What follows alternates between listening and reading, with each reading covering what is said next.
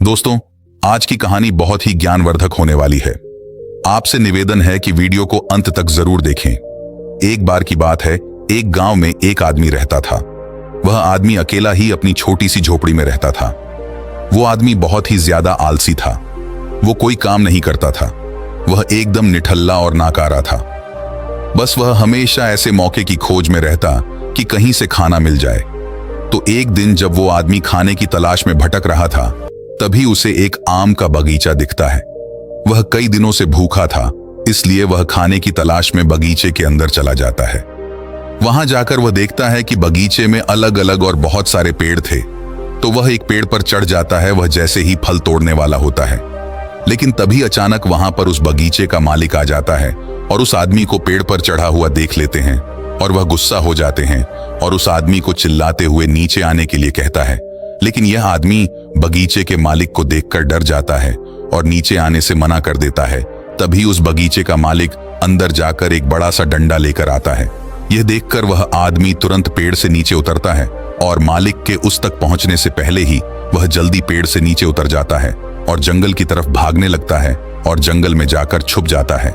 कुछ देर के बाद वह आलसी आदमी वहां से निकलता है और जंगल के रास्ते से जब वह गांव की तरफ जा रहा था, तभी उसे एक लोमड़ी दिखती है जिसको सिर्फ 2 ही पैर थे और उसके 2 पैर टूटे हुए थे।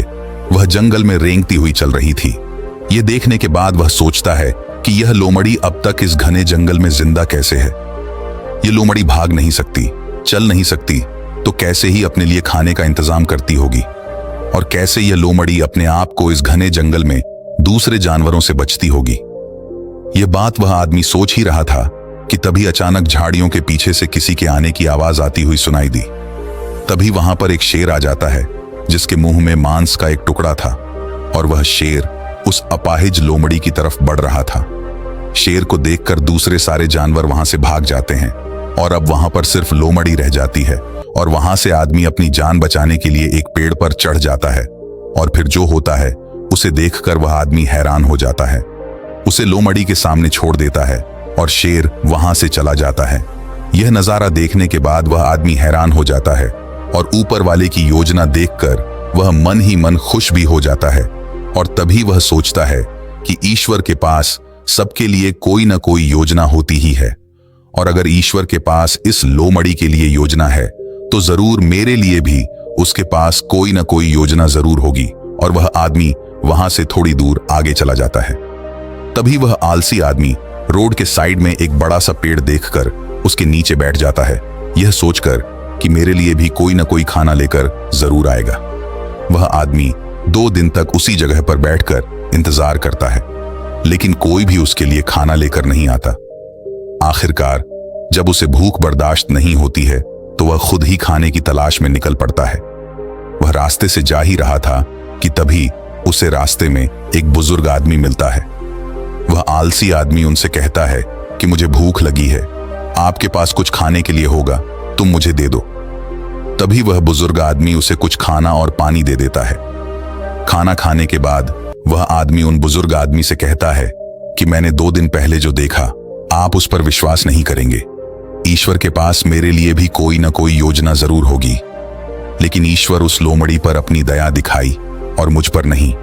मेरे लिए कोई भी खाना लेकर नहीं आया।